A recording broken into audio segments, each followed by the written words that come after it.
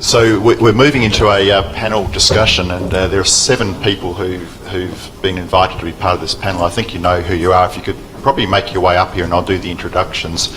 There's a couple of names, spots there for Richard actually, so he knows who he's addressing. So while people take their seats, I'll perhaps just briefly introduce the session.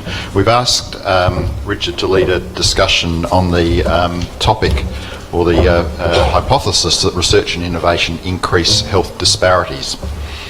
So the panellists that we have, if I can just briefly introduce some of them we haven't seen before in the program, but Chris Baggoley is here on the panel. I should point out that some panellists have asked me more questions about this than others, and I think Chris asked me the most. Chris is a former Chief Medical Officer for both the state and for the Commonwealth Government, and he has been on a WHO group looking at pandemic flu. He's emergency medicine physician. He's been president of the college for that group, and also president, I think, of the organisation that represents all the colleges. You need to be kind to Chris, because next month he's actually becoming the acting CEO of my hospital and health region, so I'm in trouble if he gets into too much trouble. Alex Brown is an Aboriginal medical doctor. He runs the Aboriginal health research program here at SAMRI and also works in UniSA across the road. And he's been a great contributor to the program, particularly this afternoon. You'll hear more from him. Ian Frazer, I don't think needs any introduction. He's already been introduced and spoken. Jane Hall hasn't been on the program yet, is a health economist, University of Technology, Sydney, past president of the International Health Economics Association, and is a member of the Independent Hospital Pricing Authority, so she has some impact on what we get reimbursed for our services. John Hill, next to her, is a former South Australian State Minister of Health, among many other things, but he's been invited to be here in that role, really to give perhaps a perspective from a government side, particularly from the political side.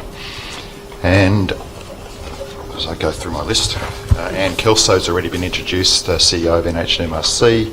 And finally, I think Fiona Stanley. Fiona's founding director, patron of the Telethon Kids Institute in Western Australia. She really has strengths in the area of maternal and child health, in the epidemiology and public health arenas, and has certainly impacted the prevention of neurological defects in children.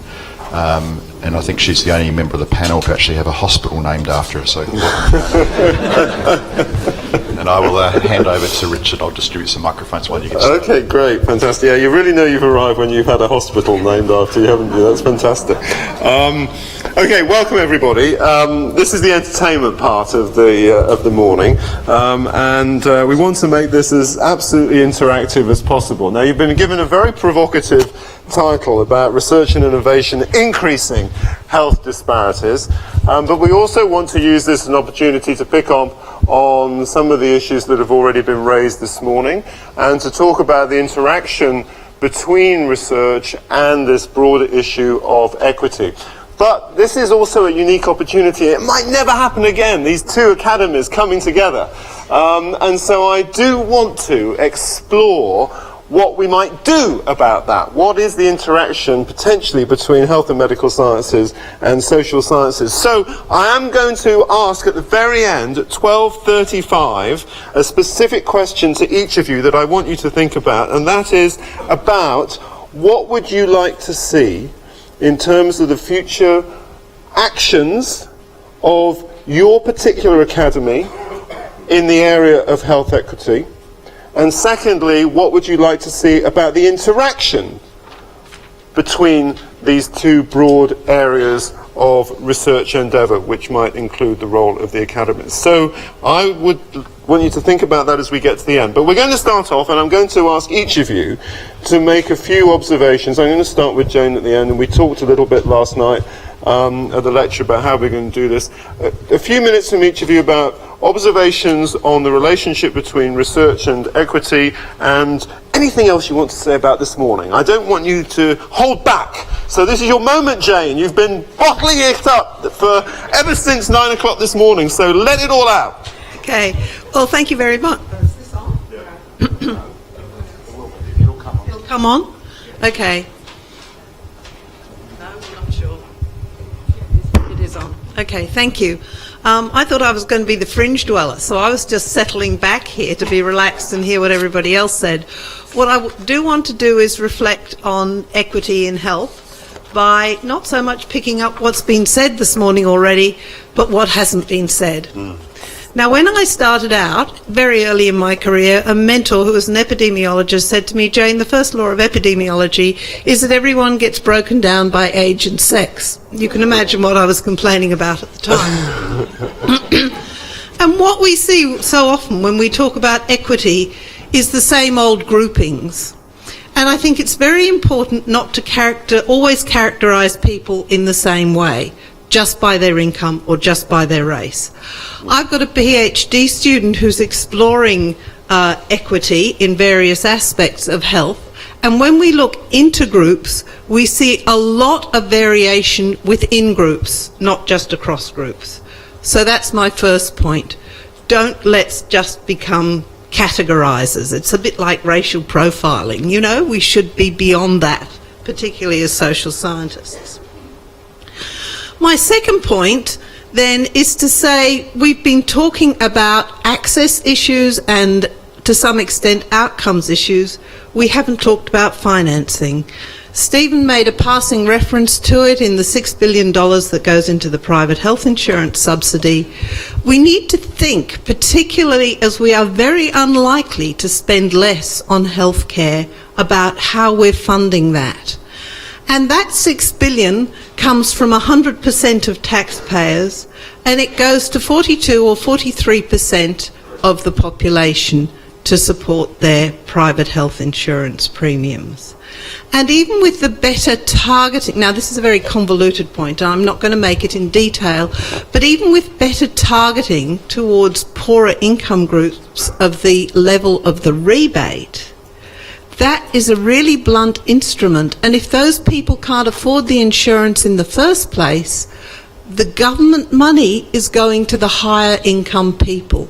So I think this issue about how we pay for things is just as important as the other aspects of equity that have been talked about. And that leads me to my next point, which again I think really didn't come up, although you sort of skirted around it, Richard, and that is the issue of intergenerational equity. And what we do in healthcare is not just redistribute when we pool from rich to poor in a properly designed system, we also redistribute from young to old. And what we have, and the more we rely on income tax-based funding for our services, the more that the elderly, who are often income poor but asset rich, miss out on paying their share of the contribution. And we should be really worried about these intergenerational issues, because it's not just happening in healthcare, it's happening with wealth distribution, it's happening with property ownership, it's happening with education, it's happening across the board, including with environmental issues, where we're kicking stuff down the road for our children and our children's children to pick up. So do you want me to go on and talk about research and innovation? Fantastic. We're stealing a generation. That's important point. We're going to come to the audience after we've gone through this list. Now, John, your turn. Thank you. About 10 years ago, I became the state's health minister.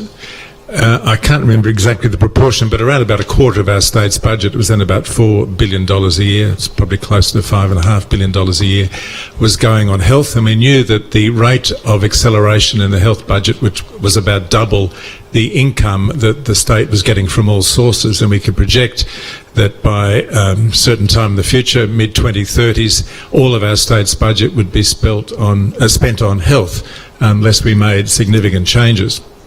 And that meant a whole lot of reforms and building in efficiencies and ensuring that we didn't have duplication, a whole lot of things that doctors and medical practitioners and nurses and patients and electors and politicians don't like. But if we didn't confront those issues, I knew that in the future, talking about intergenerational health, that our children, our grandchildren would be facing a healthcare system which would work out a way of distributing resources, but it wouldn't be based on equity. It'd be based on, I assumed, on how much you could afford to pay. So that seemed to me a moral imperative to try and transform the health system to make it able to continue to deliver good services to the whole public well into the future. And that meant de-emphasising the very expensive end, the intensive care end, and putting more emphasis on primary health care, health prevention, the social determinants of health. And I see, Fran, I know you talked about that this morning. And really trying to broaden the responsibility of health, and including individual responsibility for health. Seems to me they're the things that we need to do as a society to ensure that we have a future where healthcare can be accessible to everybody, and where good health can continue to be a goal of our broad community rather than just something that those who can afford it can have. And how successful were you, John? I mean, that's what you wanted to do. So tell us what you achieved. Well, reasonably successful. I think we managed to build a new hospital just down the road. So we had to spend... That's not prevention or primary care No, or but social determinants of health. No, but we had to make the tertiary system more efficient. So our goal was to reduce the competition between the hospitals, to have one central quaternary hospital which was able to deliver all of the high-end services the system need, and to put other infrastructure out in the communities. GP Plus centres was one of the things that we worked on, and to ensure that access to good primary care was close to where people lived. We wanted to reduce the amount of reduce the number of hospitals that had attempted to do the sort of things that a Royal Adelaide Hospital would do, so they were delivering more basic care. A lot of resistance to that. We tried to reform the I'll give you one example if I can. I was very interested in the level of obesity in our community and the impact that was having. So the Commonwealth Government put some money on the table, and we introduced a program which we called here OPAL, which was Obesity Prevention and Lifestyle, based on a French program, APOD. Interesting, when you come to research, it was very difficult to get sufficient data to justify the expenditure on such a program, because very hard to get a control group, because if you're doing something on a community basis across a large community, then the impact is on those children. They move on, and then you're comparing that group of children with the next generation, and so it becomes a very difficult thing to do. But we adopted that, and we spent a lot of money working with communities, working with schools, working with family doctors and the like, to try and change attitudes about eating and consumption, emphasise drinking water rather than soft drinks and the like. And we were starting to have some real impact. The research that was done through Flinders was showing that it was having some impact. Okay. Then, of course, Commonwealth Government funding disappeared, and the state had not the resources to do it, so that program left. It wasn't in place long enough for it really to have such an impact that its absence will be noted, but it's an opportunity that was passed by. Thank you, John. Let's move to Ian now. Ian, I don't want to constrain you or to put words in your mouth, but you do have this very important role as chair of the Medical Research Future Fund. That is a fantastic opportunity for Australia. So in addition to whatever you were going to say, I wonder if you could also make a few remarks about your vision in the context of our discussion today for what the Medical Research Future Fund might offer. Well, I am going to say what I was going to say, first of all, Richard. I think I'm entitled. I mean, look, I work at an interface between basic and translational research and commercialisation and the use of the commercial products. And I'm often asked how I can cope with working with big pharma, who are, in people's eyes, the bad guys out there making large profits off adversity, if you like. But I would like to think that they're rather near the Robin Hood model, of working with the community. They definitely rob the rich to pay the poor, maybe not as individuals, but as companies working with countries. They are, at some levels, they give drugs away for free. Ivermectin would be the classic example of that. At some level, they have subsidised systems for pricing drugs, where we pay for the development costs, and the world who need the drugs pay for the drug costs, but not the development costs. And I'm not suggesting that they're paragons of virtue, but they certainly recognise their social responsibilities. The big pharma companies, I'm not so sure the same applies to the small entrepreneurial biotech companies that charge outrageously high prices for repurposed drugs, which are actually very cheap to make, and they then take a patent position and then charge enormous costs. So we have to work a framework for ensuring that there is equitable use of the assets that we've developed, largely through public funding, because the vast majority of the cost of development of new drugs is actually paid out of the public purse. Even in the United States, 65% of the cost of new drugs comes from the public purse, and that's not going to change anytime soon, I suspect. In fact, if anything, industry is moving more to funding less of the research and development and more of the manufacturing, distribution and commercialisation of the products. So I think that that's one agenda item that we need to talk a bit about. Now, talking about the Medical Research Future Fund, first of all, it is very important that people understand I am not the person that distributes this money. I'm not even the person that makes recommendations about how the money gets distributed. We, as a board, which I chair, give advice to the Minister about where we see the priorities for funding as lying. And we are constrained a little bit in the wording that we can use for that, because obviously that has to be translated into something rather practical by the Minister and then approved by Cabinet. So it's not just a case of saying we can write a prescription for equitable use of funding to improve health in this country, but we do recognise that there are issues of equity and social justice that have to be dealt with. It's a little more difficult to turn that into something that the Minister can then write a prescription for, but I'm certainly interested in listening to what people have to say today, because certainly we can give advice to the Minister. Remember that you also can give advice to the Minister. Our job is to set priorities and strategies, and we reflect to the Minister what we are told by the community, and that includes you as the community. And if you prioritise things that will make a significant difference to equity and social justice in the community as regards to health, we will in turn reflect that to the Minister. That's very clear. Thank you very much, Ian, and everybody's got a chance to ask Ian some questions very shortly. And you've already given a wonderful talk about the role of NHMRC, but I wondered if I could ask you to just reflect on one particular, it's not a contradiction, but it is a challenge that we see in the United Kingdom, both for the Medical Research Council and NIHR, and that is, in order to get more money from government, and to be on the right side of government, as you said, you're in a sense an arm of government, even if one, a little bit removed. That's meant that both NIHR and MRC have had to sell themselves to government as the reason why you need to invest in science is because this will give you a return on economic growth. And the entire case for science investment is based upon ROI for the economy. And issues about equity you do not see in documents that are pitched to government about why they should be spending on science. And that then actually affects academies. It infiltrates the consciousness of the academies. So I was once, some years ago, on the Council of the Academy of Medical Sciences in the UK, and we were trying to debate our mission statement. And I wanted to get the word equity into the mission statement.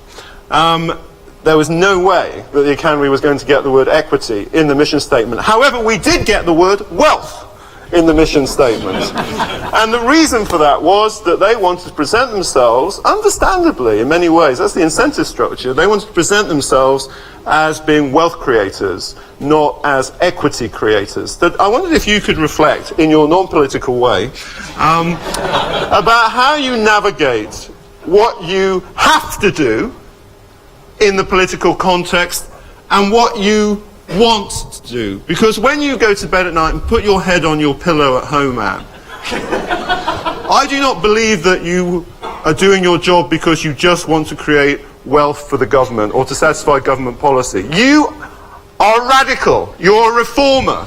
You want to change Australian society. So share with us how you balance these forces. Richard, thank you for those comments, and I think that this is extremely important that increasingly environment, just as you describe in the UK, the environment is that we should describe our value in direct economic terms, and obviously I made reference to that in my talk. And so the way I personally attempt to balance that is at every opportunity that we talk about what we're really there is for health. And so if we, I know you don't like mission statements, but we do have one, and it is about working for a healthy Australia. It's not about making money for the government. It's not about even directly about investing in health services, for example. It is about a healthy country, and it means in the broadest possible terms. And so it's the sort of thing, for example, if we're talking about what the strategic vision of Innovation and Science Australia should be for 2030, I think it's probably a losing battle, but we have been trying to say NHMRC is there to improve the health of our population and to contribute to the broader global health. It's not there to make money. It's not there specifically to create a biotech sector or to create new jobs and industries. Now, some of what we do is directed to trying to support that. It's a pretty small part of our budget that's labelled in that way, but it is there. But I think that this really is a very difficult case to make at the moment.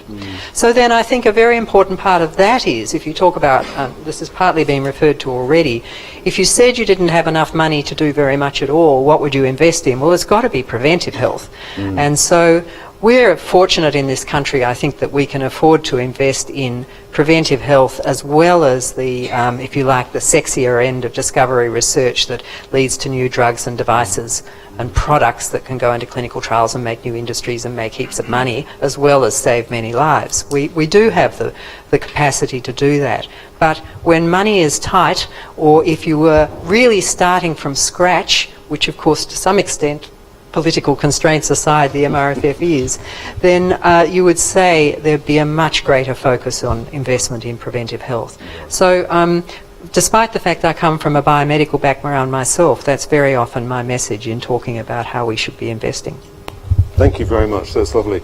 Alex, welcome to the panel. It's great to have you here. Now, we have been privileged to see this morning some pretty frightening graphs, tables, statistics, which as an outsider to Australia, of course, you know, it's shocking every time one sees this enormous inequity. We seem to be fantastic. The community of our research colleagues are fantastic at describing these problems. Fantastic. We describe in ever finer detail how inequitable we see the situation between our different communities.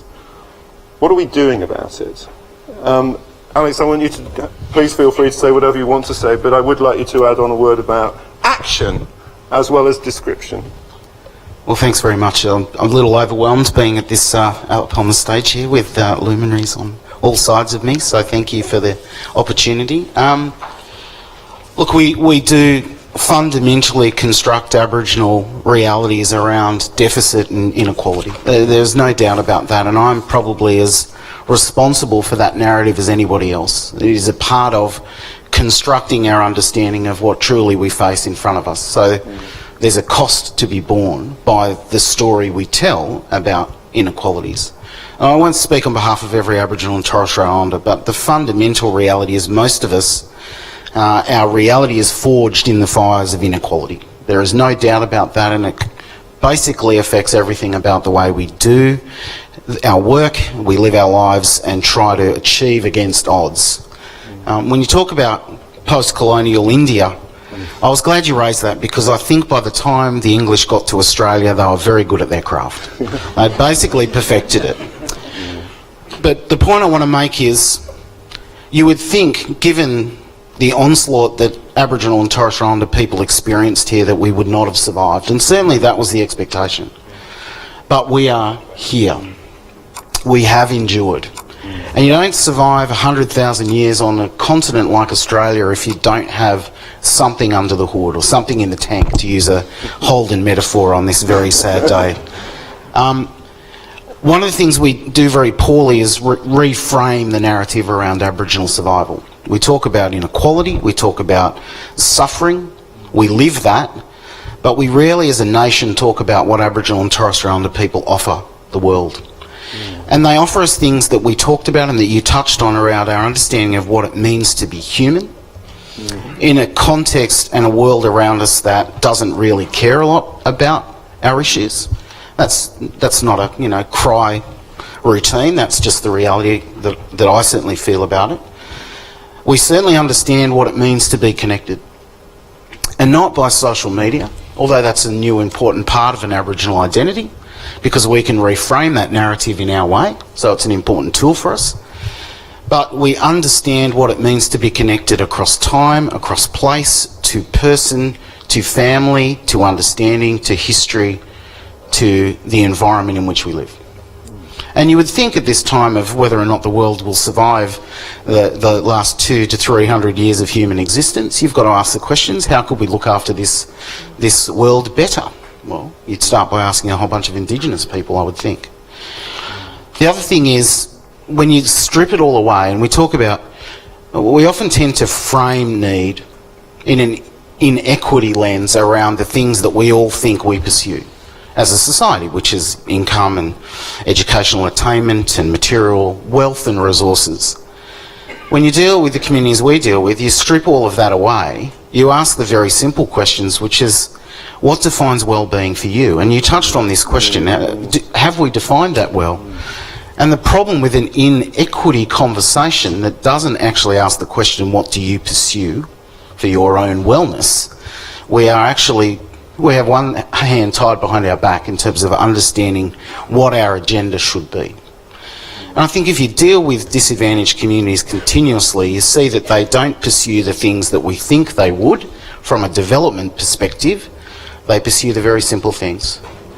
Food, security, which seems like a ridiculous thing to say in mainstream, modern, contemporary Australia, but they want a good feed every day. They want to feel connected. They want to be cared for when they're sick, and they understand their obligation to care for one another when other people are in need. And these are very good human qualities. And when you strip it all away, that's all that's left. And these are the conversations we need to be having as a society about what Aboriginal and Torres Strait Islander people offer the future. So I think we need to have those conversations. We need to redefine what wellbeing really is. And therefore, if you understand what wellbeing is, constructing an inequity lens is going to fall off of that. I think we need to choose our targets really carefully. In Aboriginal health, you can swing a cat, hit everything that needs something done about it. And that's the challenge. There's too many things we need to do something about. But we need to be ruthless about the targets we choose. We need to deliver what we know we should already do to everybody, according to their level of need, however that's defined. I think we need to leapfrog with innovation. Not just the Me Too stuff, well, we've delivered this therapy to all of those white folk with coronary artery disease, we should just do the same for Aboriginal people. We should, but we should also be leapfrogging with technology and innovation to deliver to those most in need. And I think we need to demystify and debunk the way in which we construct Aboriginal deficit. And I think we do that, we've got a better chance to deal with the real root causes of inequality in Aboriginal communities, and that's racism, intergenerational disadvantage, structural inequalities and maldistribution of the things that should provide for a healthy future. Fantastic. Well said. And Alice, may I just have one follow-up? I mean, we look at the programme and we've got this afternoon this fantastic session on closing the health gap for Indigenous communities. So clearly, for these two academies, this issue has got a lot of commitment behind it. Politically in this country, do you feel that there's sufficiently... I mean, I remember Kevin Rudd some years ago making that big apology, which was reported around the world, echoed around the world. It was really seen as a transformational moment in the history of Australia. After that, did we see things changing politically? Are we seeing things changing politically in the way you're describing now? Unfortunately, no, I would think, and I'm not a pessimist about this. I'm an aspirational pragmatist about matters of Aboriginal inequality and health. I think probably the strongest signal post the symbolism of sorry, which was an important symbol. I'm okay with symbolism. We had the era of hockeyonomics, where inequality was fundamentally the fault of everyone and themselves, and as a consequence policy needed to shift in a way that really wasn't understanding structural matters, was fundamentally about people not picking them up by their own bootstraps. So I think we've had a regression in terms of a commitment to Aboriginal affairs. I think there's a lot of people working behind the scenes to construct pathways for us to make a difference, and for Aboriginal voices to be heard, Aboriginal and Torres Strait Islander voices to be heard. But it's a constant hassle and drama for those individuals who are put under enormous levels of conduit strain, what we'd call the people who are conduits between Aboriginal and Torres Strait Islander ways of knowing and government. I think those particular individuals carry an enormous weight, and that's an enormous challenge because we don't always look after each other. There is lateral violence in disadvantaged communities because the British did their job very well and basically were very good at constructing a way that we fought with each other and didn't take on the issues ahead. So I would think we're as far away now as we ever have been from where we want to get as an equal, equitable and healthy nation. Yeah. Divide and rule was our policy in India. Sounds like it was similar here. Fiona, Can I just add to that, Yes, from please. my perspective of working in Aboriginal health for about 35 or 40 years now, and that is that the biggest mistake that we made after the Rudd, was that we didn't give power to Aboriginal people to run their own solutions. Right. And if we had done that and we were all ready to do it, everyone was lined up to do it, and they failed, and successive governments of both persuasions have failed to actually, and I'm not talking about Aboriginal engagement or consultation, I'm talking about power.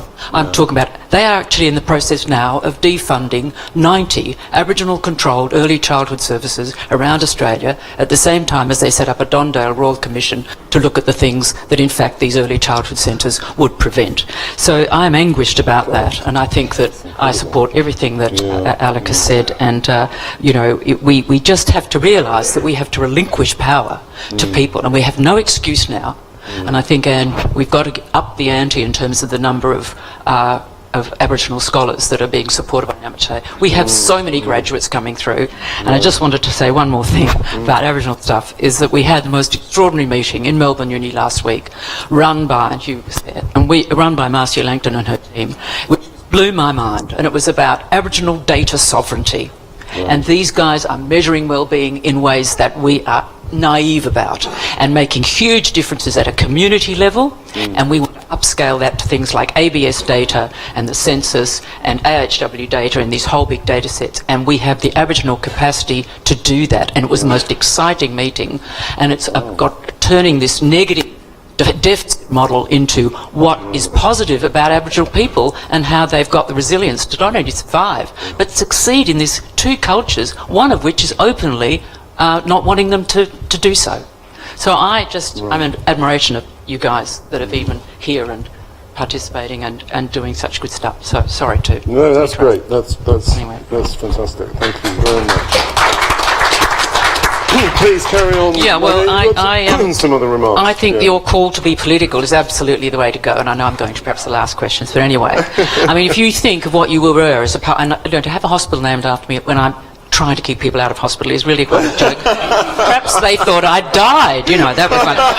Anyway, and I remember one really nasty journalist calling me Queen Fiona, so perhaps they thought I was a royal, I don't know. Anyway, so, but I think we need to get political, because if you think about being a public health researcher and activist during the apartheid era in South Africa, the only thing you would do was to get rid of that political system, because that was the major impediment to the health and well-being of that population. So I think your call to being political, I mean, I know that sounds extreme. I don't know that it is that extreme when a lot of Aboriginal people talk about the thing about apartheid, at least that was official. And our apartheid here in Australia is not so official. So in terms of our health disparities, and I think, you know, you talk about has research and innovation actually led to health disparities? That's a great question, because I think it's really sins of omission as much as sins of commission that our health and medical research, or our overall research, including ARC and other sort of funds.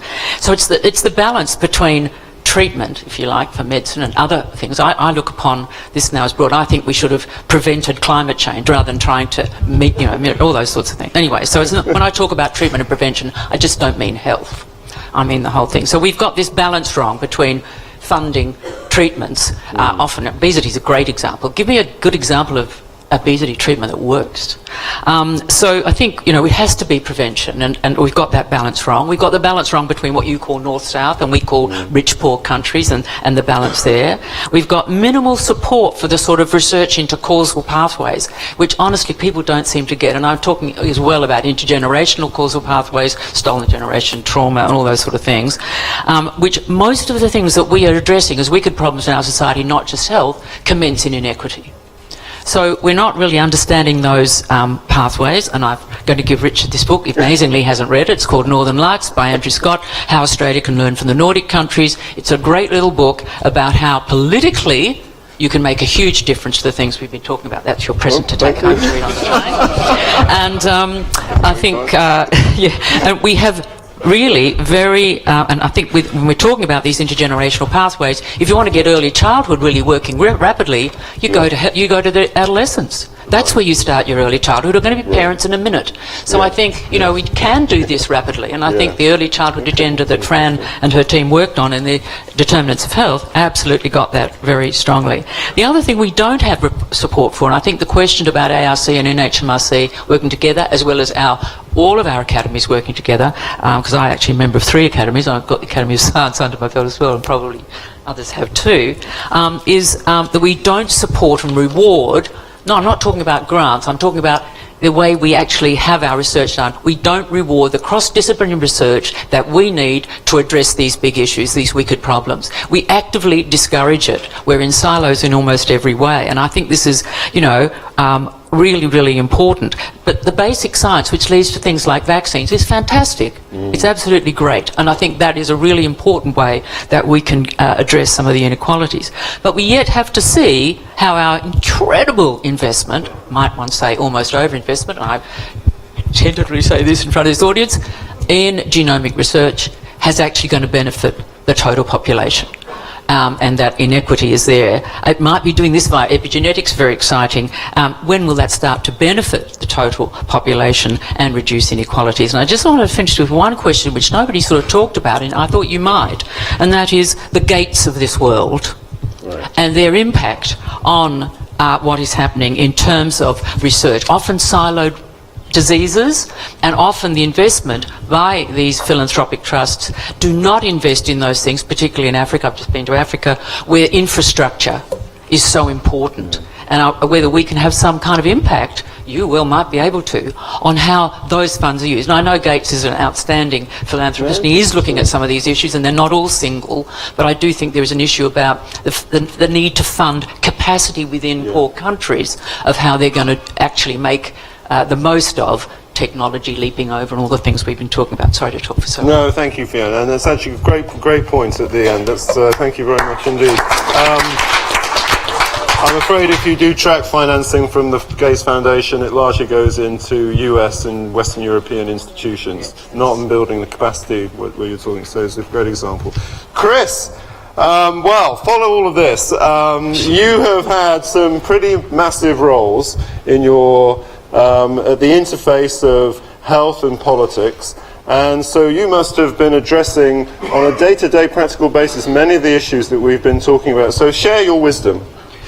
Richard, thank you very much. And my mind's been going back to the days of vaccination as a child. We used to have to line up to get the vaccine. Fortunately, being Baggoley, I was usually at the front of the queue.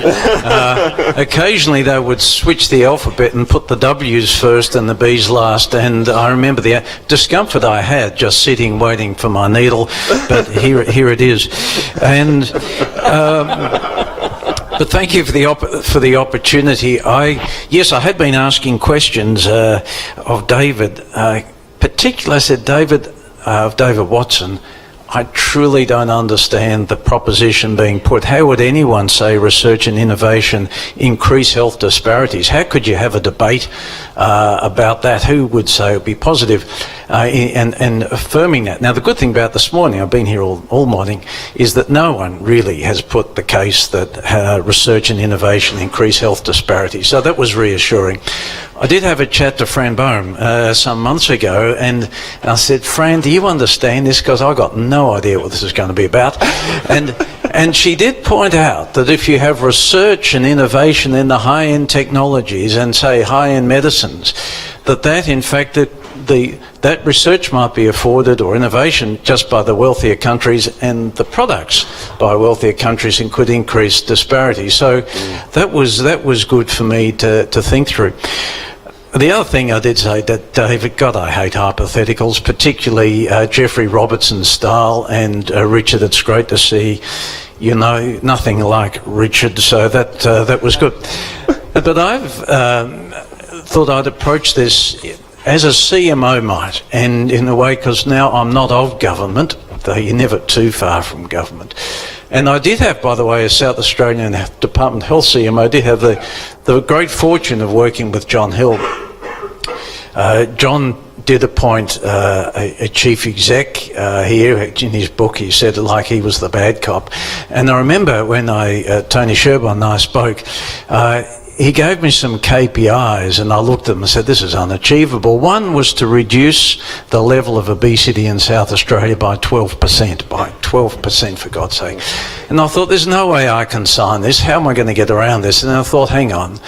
It doesn't say, I think it might have said within 5 years or something stupid. I said, as long as I make sure I'm not in the job in 5 years' time, I'll sign this thing. So that's what I did, and I made sure I wasn't in the job. So that worked well. But I thought, just imagine I was Chief Medical Officer, and I was coming to this, and often on a Friday I'd be working from Adelaide, because home's still here. And just thought, just imagine also that the Minister's office got wind that the academies were getting together and debating this topic. How might they be reacting? Now, I might say that I don't think the academies are hugely on the Minister's or the Minister's office landscape, and so they mightn't be at all fussed. But that's going to be the point of this discussion, isn't it? And they've got to get on that landscape. But if they did say, look, hang on, research innovation increase health disparities, I could imagine a minister's office, particularly if they've been responsible for doubling the funding of medical research, would be at the least perplexed and certainly irritated. And the thing I would be able to do is I'd go back and say, well, look, there's nothing to see here. No one seriously supported that proposition at all. At least Fiona Stanley mentioned it. Fran Boehm went lightly on this. Fran spoke about the things that she does speak about. She mentioned increasing taxes, but put that on the World Bank. So the IMF, sorry, it was the IMF. So, and you know, she reads The Guardian weekly. So, you know, what else would you expect there? Stephen Duckett has lost none of his acute observations in relation to government, and I just made a note of some of the comments he was making. You know, the veil of vagueness, the aura of ambiguity, great weapons of government of all political comments, colours, and God, he got that right. So Stephen has lost none of his sharpness there. And that Ian put the best case for the opposite proposition, that research and innovation can reduce health disparities with that wonderful research and the innovation that's followed into HPV and cervical cancer. I had the privilege of being on the International Agency of Research, the Council of the IARC, where they do look at research, is the International Agency of Research in Cancer, IARC, where they do look at all sorts of research. Obviously, Ian's work was just central to the discussion, and the research that was happening in India was really there, and it's disappointing to hear what's happened there. But the notion that one vaccination might do the trick, is just a way. And probably bringing in the social policy side of things as to how this might all come about. So he was talking about reducing health disparities. I'll also say, look at Richard Horton. He was worth the price of the entry ticket. But you got to worry. He urged both academies to find their political voice, and which is, of course, I think is what must happen. In particular, while Ian Frazer is the president of the Academy of Health and Medical Sciences, that would be the greatest fear, I think, for the political side of things, because he is so well known and loved by the Australian community. He has great potential influence. I'd also say to government, and I got back, and for God's sake, for one time, listen to this debate. Pay attention to it. This isn't just a group of lefties. These are a group of people who are committed to reducing inequalities, to closing that gap. And while you're never going to support a sugar tax, you current lot, a lot of what's being said has got a lot of evidence behind it. Oh, well said, well said. That's fantastic. Okay, very good. Thank you, Chris. Now, let me throw it open to our great audience. Let's take 3 or 4 or 5 comments. We want your passion. So let's start there, and then Fran, and come on, people at the back, don't sit quietly. Yes, please. Okay. Sorry, Rich, can I just sneak in before you do? Where are you? I'm right here on the stage. Oh, sorry, Alex. Sorry, I wasn't looking behind me. Thank you. Just a comment for Professor Baggoley. I'd hate for you to walk out of here thinking that nobody thinks that innovation has driven inequalities in this country or, in fact, across the world. Let me make my position on this explicitly clear. It has and always has driven the wedge between the disadvantaged and the advantaged.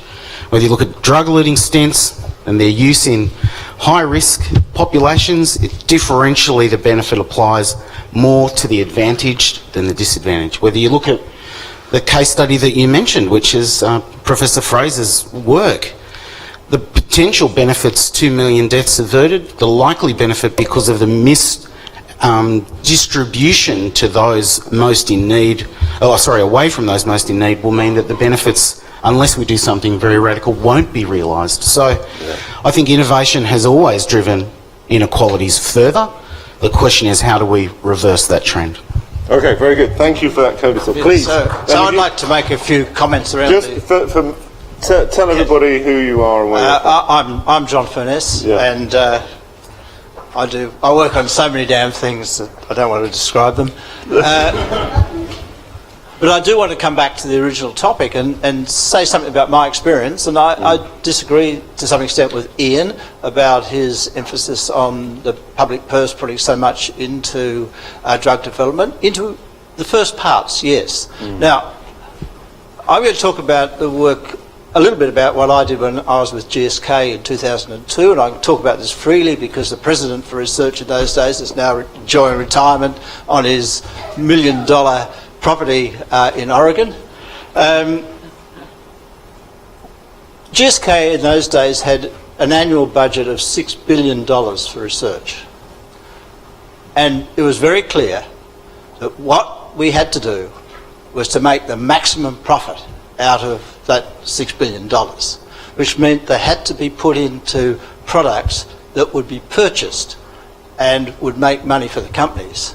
There was always a little bit of discussion about trickle down, that if we produce these products, eventually that will help people in Africa or somewhere else. But it was really lip service. I mean, trickle down just doesn't work. We heard earlier that there were 8, I can't remember the figures exactly, 8 billionaires who have as much wealth as the bottom half. And the American dream, if you work on the American dream, we can all be billionaires.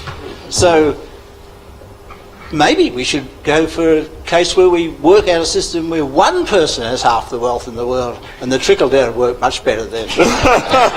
Okay. Okay, very good. We'll take that hypothesis and idea. And Fran. Sorry.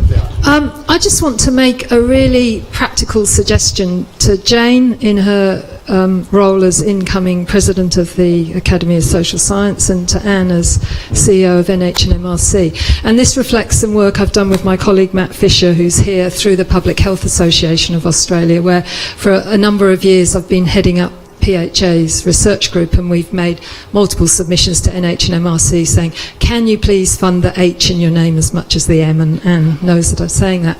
But at the moment NHMRC has peer review panels, and I know you're reviewing peer review at the moment, and every bit of the body has a panel: the liver, the kidney, the lungs, you know, I don't think the arms, but you know, the skeletal.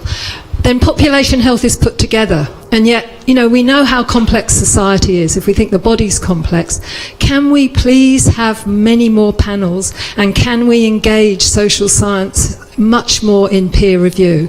Because the big frustration of most social scientists who go to NHMRC is we don't get proper peer review. We get reviewed by people who aren't in our discipline, who don't get the social determinants of health. Right. So it's a very specific suggestion, but I'd love Jane to pick that up with PHA and do a lot of advocacy to NHMRC, right, and for Jane to think about how can we change that peer review so that people who look at whole of societies get genuine peer review, and not peer review by people who are experts legitimately in the body. Okay. And I think that would make a huge difference to how we do the funding. Fantastic. The panel will get a chance to answer at the end, but let's keep going with the audience. Louise Bauer, University of Sydney, and this is to some extent less of a research and innovation comment as opposed to picking up on a comment from Professor Baggoley about soda tax, and I just want to particularly mention that because I think I'd like the panel's thoughts on this issue, because in fact upstream influences, upstream approaches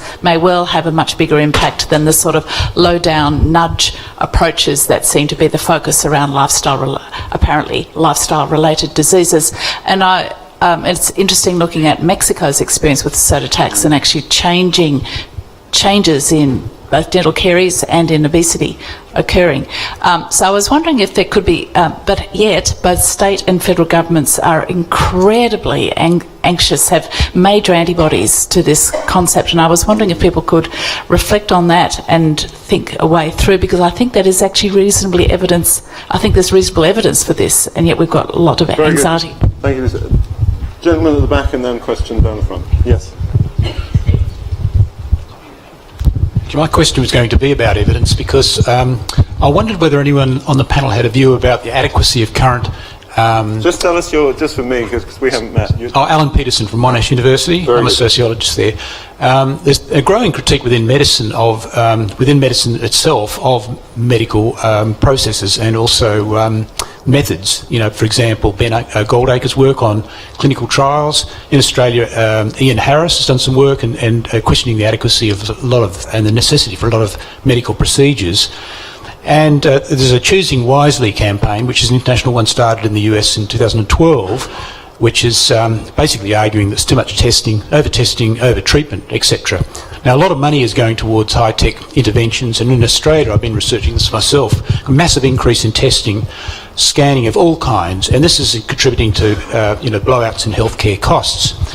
Now, medicine, of course, is only part of the picture, but the randomised double-blind controlled trial is sort of the gold standard in medicine, and we've got epidemiological methods, of course, in public health. But I'm wondering if we're moving towards more of a equity agenda, whether our current methods are adequate for the times, or whether we need to really think about that and actually assess what works and what doesn't work. Because if you put the blowtorch on a lot of current interventions, I don't think there's any proof that some things work. If you look back in the history of public health, you say what actually works. It's the sort of things that Fiona and Alex were talking about, which is fundamental public health matters, and most of the great breakthroughs in the West, at least, occurred before the penicillin and the rise of modern medicine. We're going down this genetic route, and I worry about that because a lot of money is going into precision medicine, genomic medicine, on the assumption that in the future this is the way medicine should be going, and I think that's a real concern. Okay, very good. I'm going to take a question here,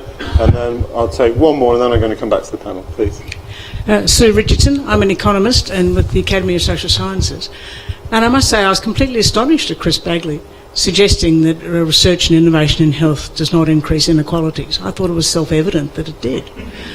I mean, the reason that I say that is because of the emphasis on the sort of fundamental research that the benefits of which do not transfer smoothly to everyone in the population with equal probability. They are garnered by the people at the top. And it's sort of that view, I thought, was the equivalent to the idea that a rising tide lifts all boats. I mean, it doesn't. Many boats get stuck in the mud, and in fact they get swamped as the tide comes in. So this is, I think, the medical fraternity are just absorbing that kind of hopeful myth because it feels good.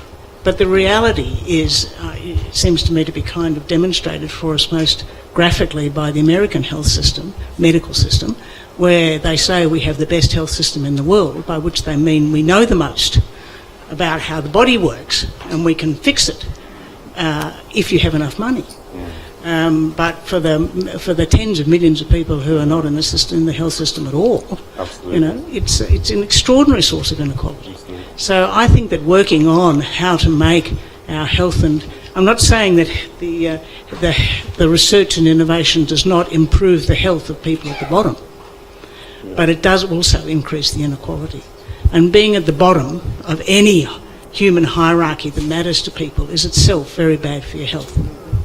Well said. I can see the headline tomorrow. Academy of Social Sciences says that the Academy of Health and Medical Sciences is living a hopeful myth. I love it. I love it. That's good. That's good. Right, please, one more question and then we'll come to the panel.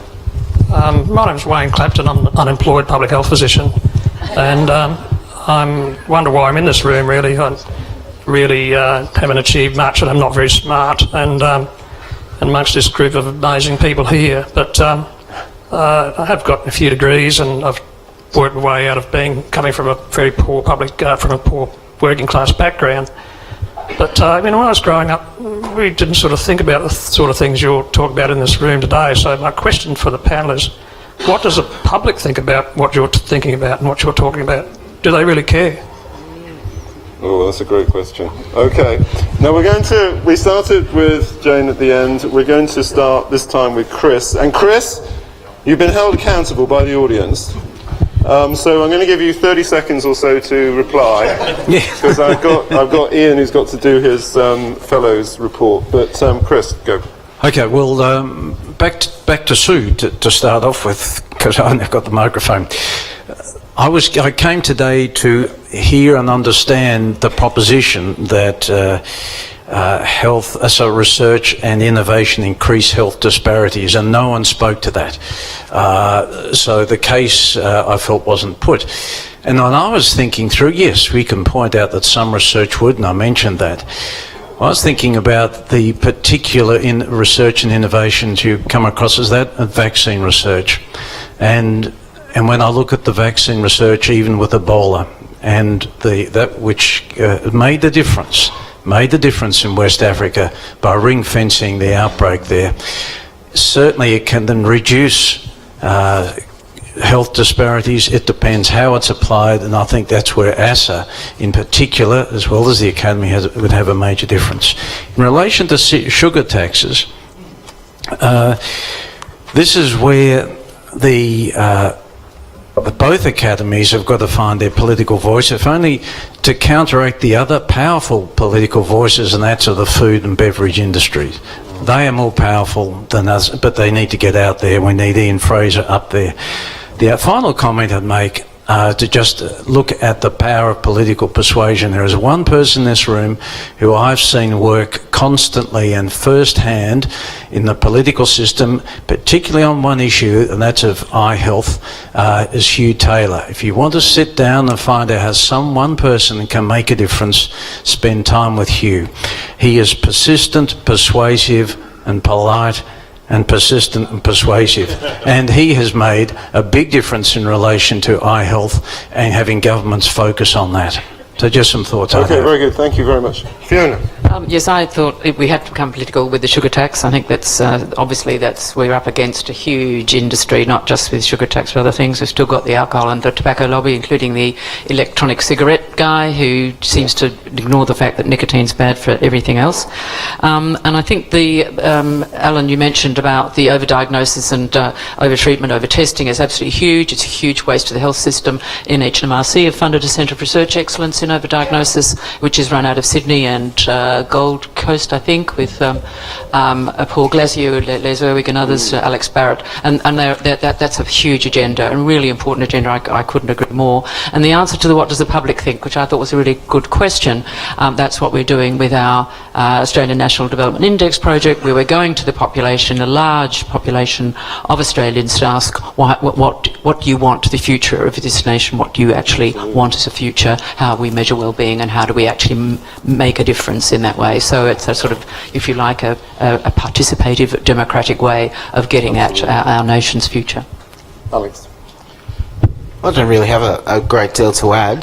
Just to only suggest if we've got a way forward on an inequity agenda focused on disadvantage and particularly Aboriginal and Torres Strait Islander people, we need more Aboriginal and Torres Strait Islander people in this room, in every room where we have this conversation. I think there's 2 or 3 of us here. Right. Okay. It's like going to the Melbourne club. Yeah. It's hard to get in if you're a black fella. So we need to change that dynamic. And Aboriginal communities, when you ask does the community care about the conversations we're having in here, I can tell you the Aboriginal community doesn't care about what we're saying in here, but what they do care about is whether or not they get a fair shot at a future for them and their children. And that aspiration is for opportunity. And our jobs as civil society is to create the opportunities for the next generation of Aboriginal kids that their parents never had. And that's our obligation, whether it's in our learned academies, I never thought I'd say those 2 words in a sentence, or in our day-to-day work, we need to find opportunities for disadvantaged communities, whether they be black, green or purple. Thank you, Alex. Anne. Thank you. 2 things. First of all, back to the proposition we were given. I think the problem with it is the word cause, because research is surely the pathway to overcoming inequity, but it's the suggestion that somehow it causes the inequity. I think it's our inability to distribute evenly. It's all the other social and political issues we've been talking about that are the cause.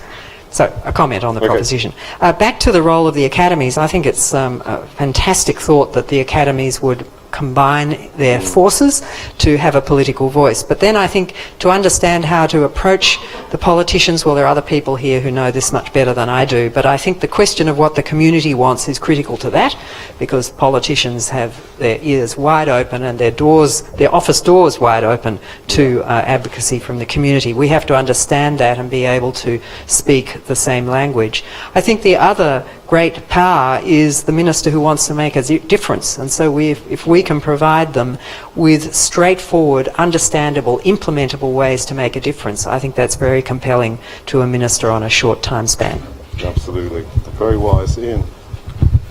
Yes, there are 2 comments I think we have to make. One, we understand the basis of the problem that we're discussing. The evidence base there is clear. We're rather short on evidence base for what will actually make a difference. And it's all very well to go to ministers and say this is what we'd like to have happen, and the general public do that, and the minister knows to his cost that if there's money around, everybody comes to his door with solutions, not necessarily evidence-based to the problems that they see existing for them. And I think what we have to do is to move towards an evidence base for what will actually change the problem. So that means more research, and that's really what the Medical Research Future Fund can be used for, amongst other things. Health services research is a really important part of the agenda. It sort of just sometimes doesn't get distinguished properly from public health research, but it is a very different commodity, because it actually is there to try and find out why something that you think might or might not make a change actually does or doesn't. So that's important. The second thing is that we have, as academies, a responsibility to be politically active. I have no doubt about that. I think the major risk is that if we're always at the government complaining about everything, then eventually we get discredited and nobody listens anymore. So we have to pick our problems and pick ones where it will make a substantial difference, preferably in a short period of time, because governments like to see change quickly, and so I suspect of the members of the Academy. So we have to be careful about which problems we pick. Yes, we do need to consult with the community. Yes, we need to consult within our own constituency, and then we have to create an argued case for what we think will work in a time frame that we can live with. And that really is the challenge that I think our academies now face, one that we have taken on board and one that we will have to act on. Thank you, Ian. Phil. I just want to pick up the issue about research leading to disparity, and the American example that was given. The problem in America is not research, because the argument should therefore be, well, let's not do research if we want to maintain less inequality. The argument is the political system in America is a total shambles, and to a greater or lesser degree it is everywhere else in the world. It's about the distribution of the benefits of wealth creation, not whether or not you do research. And I think that's the challenge for those of us who have been in government and are in government, how to take the knowledge that's generated by good research and put them into communities where it's desperately needed. I mean, I know, for example, in the APY lands, which has an Aboriginal controlled health service, there have been some fantastic innovations there to get all of the young mothers involved in antenatal care, prenatal and postnatal care, at a much higher level than it was, say, 10, 15 years ago, because of great work done by people transferring knowledge about what makes a difference to that community. It's not the only factor which determines the health outcomes for that community by any means, but it's an example of something that does work. In relation to sugar, I'm strongly of the view that we should have a tax on sugar in soft drinks, but I think to advocate that publicly sets you up for an argument with the Food and Grocery Council, which was mentioned. It's much better, I think, for the Academy to come up with a more complex set of strategic solutions to the issues of obesity in our community, of which perhaps a tax on sugar is one thing. But we also need to dramatically reduce the amount of television advertising when children are watching television. I spent an enormous amount of time when I was Health Minister trying to convince the TV stations, the Food and Grocery Council, my fellow colleagues, that this was a very significant issue for the health of our children. And the Food and Grocery, I mean, they're just lying bastards, to be perfectly honest. They will say to your face that they do all of these things, and they'll point to the fact that there's limited amounts of advertising for junk food and drinks when allegedly children are watching television, which is, like 4 and 6 or something. But most kids watch television till 9 or 10 o'clock at night, or watch on the weekend when sport is played, and they're being inundated with these messages. And that's what I think that's much more important than a tax on sugar, to be perfectly frank. Very good. Thank you very much indeed, John. And finally, Jane. Thank you. Ian, thank you so much for recognising the importance of health services research. If you looked at Anne's slides, that tiny little pink dot on every bar was the amount of funding going into health services research. Yes, you did. You did. So we need to keep working on that. And it's not just about healthcare delivery, because I think coming back to this, can innovation increase disparities? So much depends on how the innovation is brought to market. And we can create market regulation that allows for-profit companies in there to exploit situations which will end up costing the taxpayer more unless we move away from tax-based financing of healthcare. So those market regulation issues, and I think they're really prominent in the whole genomics precision medicine debate, and I don't think we know enough to get it right yet. We know there's an awful lot of ways to get it wrong. And my final point, does the public care? I think that's the wrong question.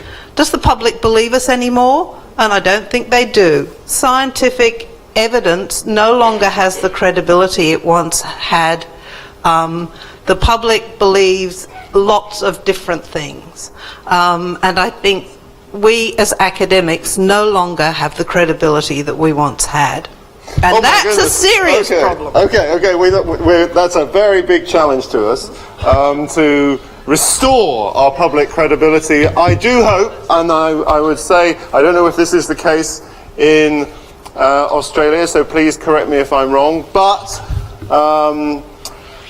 scientists and doctors still have some of the highest level of trust amongst the public when you go out and survey the public about trust. There are currents of anti-science in our public discourse, it's absolutely true, but as communities we still retain, at least where I come from, a high degree of trust with those communities. It's how we represent those communities, act as conduits actually, that idea of the conduit between the public and those with power.